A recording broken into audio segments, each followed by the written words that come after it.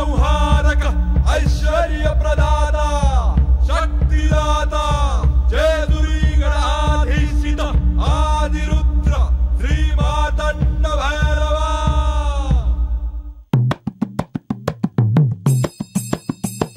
जय देवा जय देवा जय देवा जय देवा जय देवा जय शिव मार्तंडा।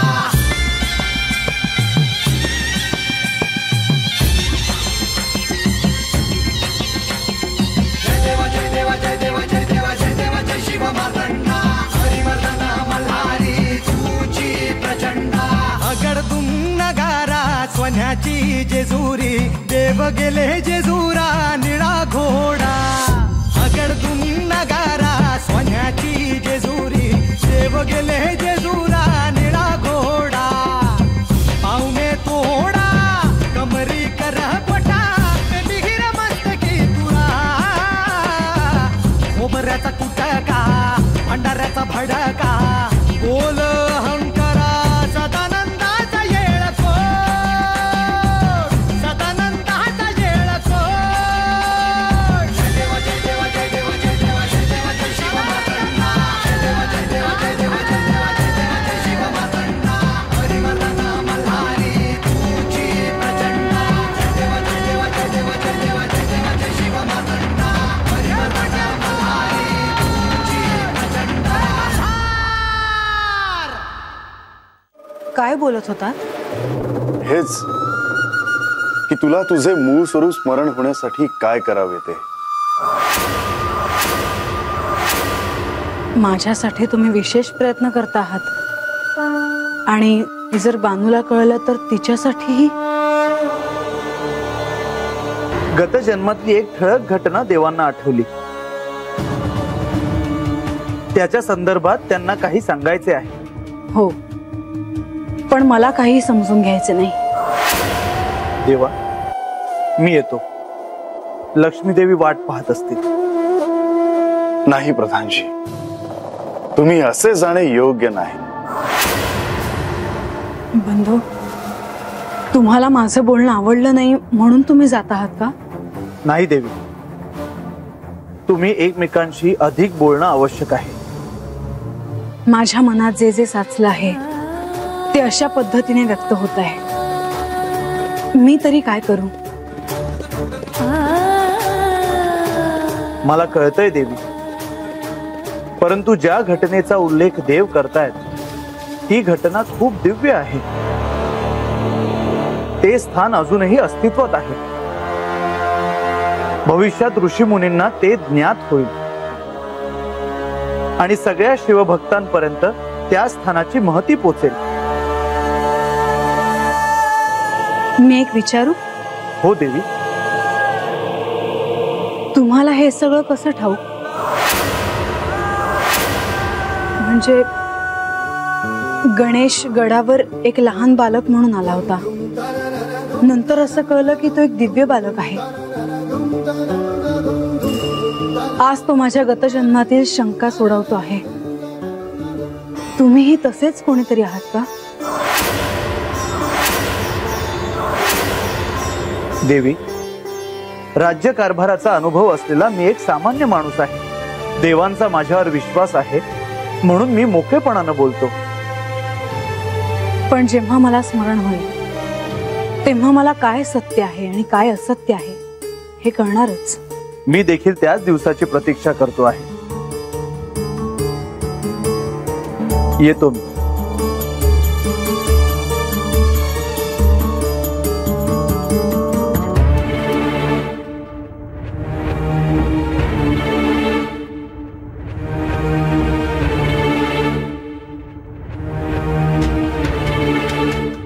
भासा, तुझ्या शब्दांमुळे कोणी दुखावले जाणार नाही हे पहा। ते माझे बंधू आहेत, मी त्यांना काही नाही म्हटलं। ते तुमच्यासाठी होतं। तुम्ही मला जे जे दुःख दिलं आहे ते मला रात्रंदिवस चलत राहतं आणि म्हणून मी बोलते। भासा,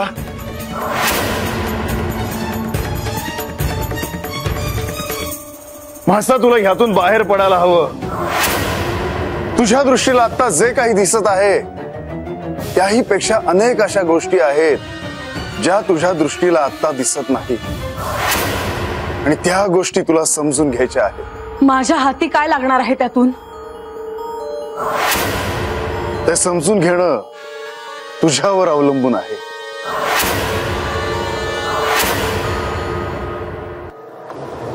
म्हणजे महाराज आज येतो म्हणले आणि खरं सांगायचं तर जीवात जीव आला बघ माझ्या. वय ग, मला बी दिसत होतं तुला लय गोष्टी ठाव नाही आणि त्या तुला कळाया होया. आणि मला हे बी ठाव होतं तुला कोणीच नाही सांगितलं तरी महाराज तुला नक्की सांगत्याल.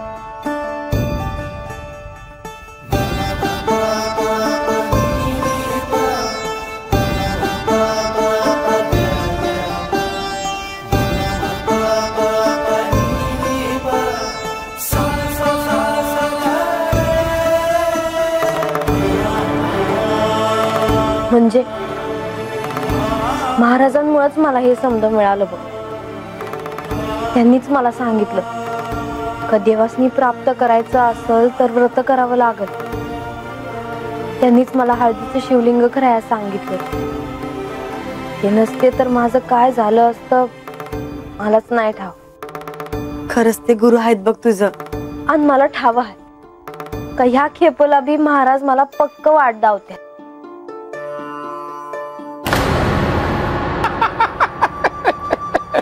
गणोबा उगा जास्त दात काढायचं काम नाही सांगून ठेवतो. काय रे? हा अदुगर लय फुशारके मारत होतस की बाणाईसने आठवणार समज. आता अख्ख्यानं म्हणजे काय झालं ऐकलंच ना?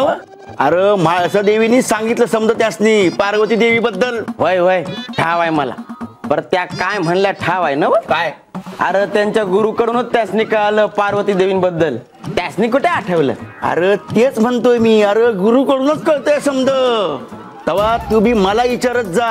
उगा स्वतःच डोसकं चालवत जाऊ नकस. आता म्हणजे तू माझा गुरु आहेस वय?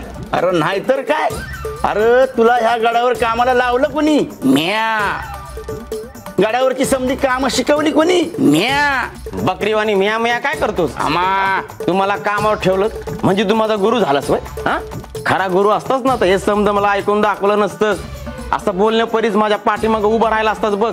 अरे ते बी केलं असतं पण सुरुवात केली कोणी गाड्या? अरे तूच केलीस ना नवा म्या. आता तू काय करतोस बकरीवाणी म्या म्या? वय तूच. अरे तूच म्हणला होतास की बाणाईसनी अदुगर समजा आठवलं की तू मला तुझ्या हाताखाली ठेवून समधी कामं करून घेशील म्हणून. ते तर हायच. आणि गणोबा ते तुला करावं बी लागणार आहे बघ. कारण आख्यानामध्ये बाणाईसने कळणार आहे का मागल्या जन्मी कोण होत्या ते. असं? हा मग आता बघूच. आता बघच तू. गत जन्मातली एक ठळक घटना देवांना आठवली. त्याच्या संदर्भात त्यांना काही सांगायचे आहे. ती घटना खूप दिव्य आहे. म्हाळसा, हे अंतपुरात आले आहेत असं कळलं. ते मगाशीच गेले. तुमची आणि त्यांची चुकामुक झाली असेल कदाचित. लक्ष्मी देवी,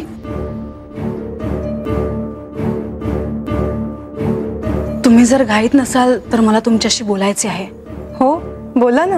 यांनी मला सांगितलं की अशा अनेक गोष्टी आहेत ज्या मला दिसत नाहीत. त्या मला समजून घेणं आवश्यक आहे. प्रधानजी आणि हे कोणत्या तरी दिव्य अद्भुत घटनेबद्दल बोलत होते. मला माझ्या गतजन्माचे स्मरण व्हावे म्हणून हे विशेष प्रयत्न करणार आहेत असंही हे म्हणाले. तुम्हाला याविषयी काही ठाऊक आहे का? म्हाळसा, तुम्हाला तुमच्या मूळ रूपाचं स्मरण व्हावं म्हणून श्री खंडेराय काय विशेष प्रयत्न करणार आहेत हे मला ठाऊक नाही. परंतु मी तुम्हाला इतकंच सांगू शकते की श्री खंडेराय म्हणाले तशा अनेक गोष्टी आहेत ज्या तुमच्या दृष्टीला आत्ता दिसत नाहीयेत.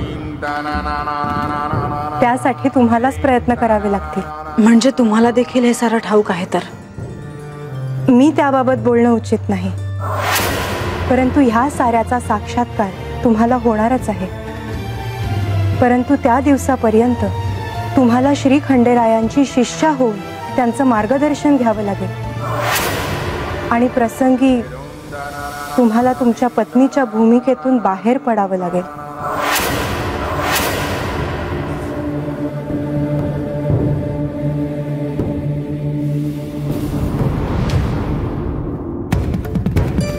हे सगळं करत असताना मला जर माझी पत्नीची भूमिका सोडावी लागणार असेल तर मला हे जमेल असं मला वाटत नाही.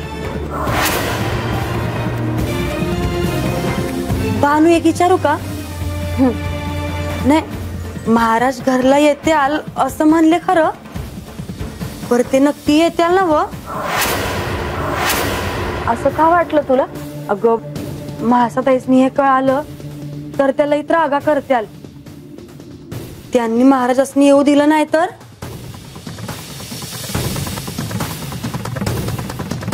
असं नग ना म्हणूस म्हणजे. अगं ते येणार म्हणून त्यासनी काय विचारायचं काय नाही ह्याचा विचार बी मी करून ठेवला आहे बघ. आता ते नाही येणार म्हणले चुकून सुद्धा असा विचार करू नको बानू.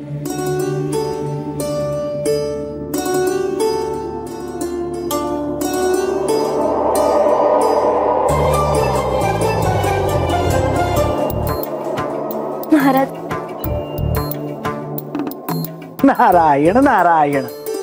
माझी शिष्या अशी चिंतेत असताना मी तिच्या सहाय्यासाठी येणार नाही असे होणे नाही. बानू, आता तू निश्चिंत राहा. मी तुझ्या प्रश्नांचे समाधान करण्यासाठी चालू आहे. म्हणजे आता भानूला समज ठाव होणार, तिला तिच्या मूळ रूपाचं स्मरण होणार. तिला तिच्या मूळ रूपाचे स्मरण होणार की नाही हे मात्र मी आता नाही सांगू शकत. पण मी इतकं मात्र सांगू शकतो की मी तिला काही अशा गोष्टी आज सांगणार आहे की ज्यामुळे तिला आत्मज्ञान व्हायला सहाय्य होईल.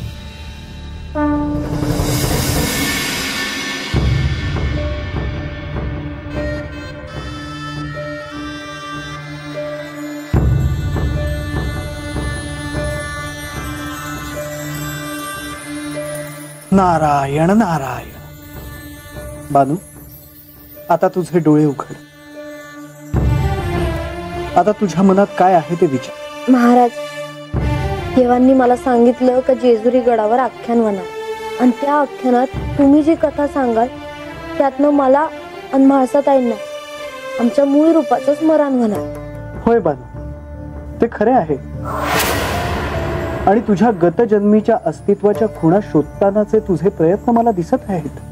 मग तुला असे साशंक व्हायला काय झाले? महाराज, आख्यान ऐकल्यावर दर वेळेला माझ्या मनात विचार येतो का हे समजा माझ्या बरोबरच का घडतंय. याचं उत्तर देखील याच आख्यानात दडलेलं आहे. या शिवलीलेत तू आणि श्री म्हाळसा देवी अशा प्रकारे श्री खंडेरायांची पत्नी होण्याचं सुतोवाच हे परमनियतीनेच करून ठेवलं आहे.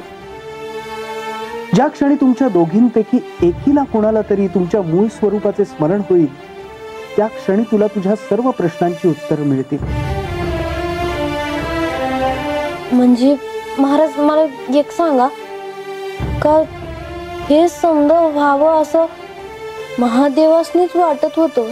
नारायण नारायण. बानू, तू तर मला सर्व काही स्पष्टच विचारते आहेस. म्हणजे तुला आख्यानातून काहीच बोध झाला नाही का? आता ते म्या कसं सांगणार. म्हणजे म्या काय विचार करते तो बरोबर आहे का चूक आहे हे म्याच कसं सांगणार. मी सांगेन, पण त्याआधी तू मला सांग की आतापर्यंत तुला या आख्यानातून काय कळलं. मला हे कळालं आहे का मागल्या जन्मात माझा कैलासाशी संबंध होता आणि महादेवांचा आशीर्वाद माझ्या संग होता. नारायण नारायण. तू अगदी योग्य विचार करते आहेस.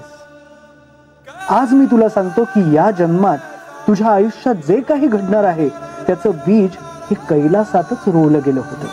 महाराज, देवांनी हो समजा आख्यानाचा घाट कशा पाय घातला आहे.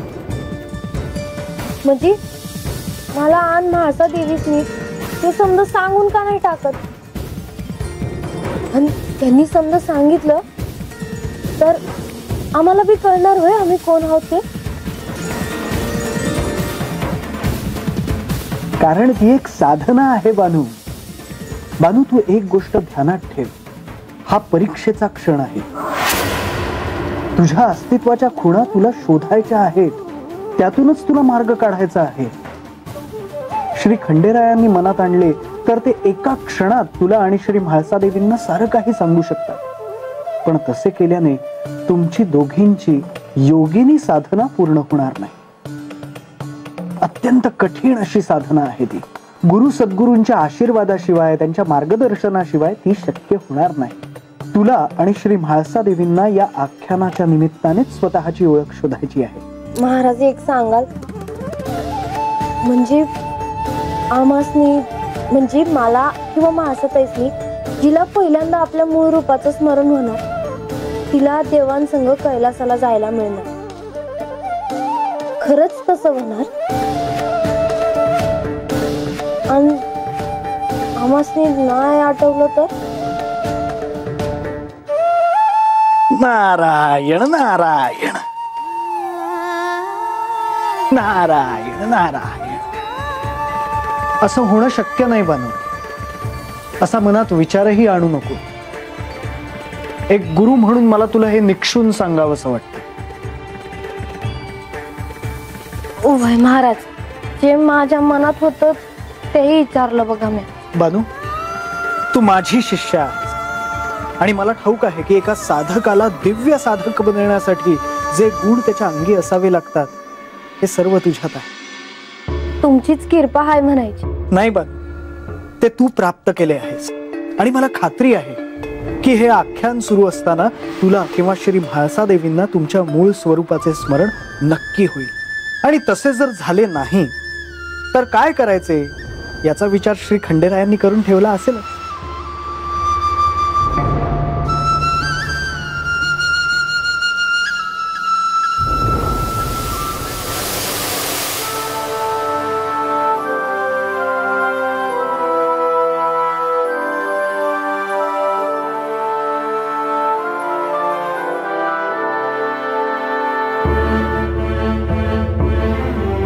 दोघींनाही आत्मज्ञान व्हावं ह्यासाठी आपण सर्वजण प्रयत्न करतो आहोत. पण मुनिवर, तुम्ही स्वतंत्रपणे काही प्रयत्न कराल असे अपेक्षित नाही. सागराच्या तळाशी बंद शिंपल्यात एखादा मोती असावा, तसंच काळाच्या कुठल्या तरी कप्प्यात ते स्मरण दडलेलं आहे. तुम्ही बानूचे गुरु म्हणून तिच्यासाठी जे करत आहात ते मला कळत आहे. पण मुनिवर, असे काही घडू नये की ज्याचा आपण विचारच केला नाही. गतजन्म आठवता आठवता कोणताही अपघात होणार नाही ह्याकडे आपल्याला ध्यान द्यावं लागेल.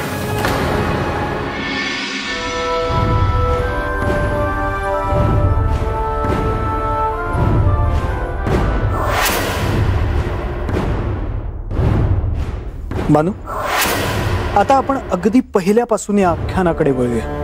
अगदी सुरुवातीपासून या आख्यानात काय काय घडत गेले याचा विचार कर.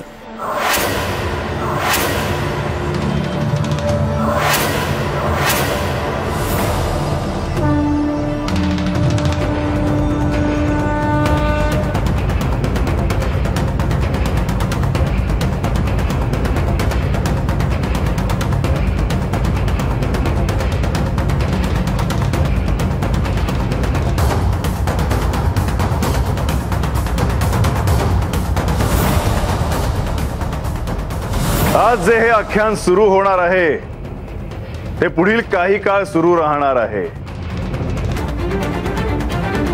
या आख्यानात म्हाळसा आणि बानू यांना त्यांच्या मूळ स्वरूपाच्या सर्व खुणा शोधायच्या आहेत.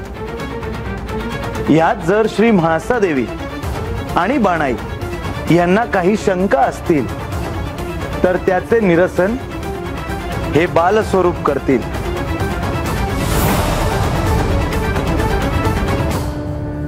आठवलं महाराज, आज पतूर आख्यानामध्ये काय काय घडलं झालं ते समजा आठवलं मला. त्या दिवशी देवांनी सांगितलं का आख्यानामध्ये शंकांचं निरसन हे ते मुलगा करल. ते मुलगा म्हणजे ते गणेश. अहो महाराज, ते गणेश मला अगोदर बी भेटला आहे आणि भेटून त्यांनी मला विचारलं का बानाई, खंडेराय हाता आले तर त्यासनी तू ओळखशील का? मला अगोदर काय बी कळलं नाही. आता समजा ध्यानात येत आहे बघा माझ्या.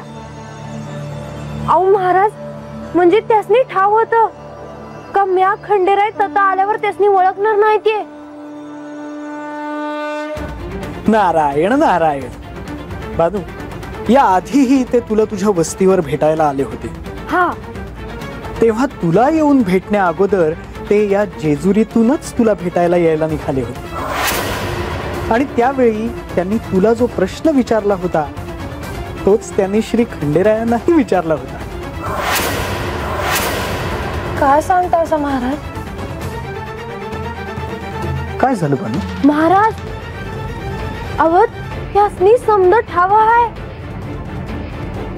तेव्हा आता ह्या आख्यानामंदी मला आणि म्हाळसाताई मंदी कोणाला अगोदर हे समज करणार हे बी त्यासनी ठाव असेल.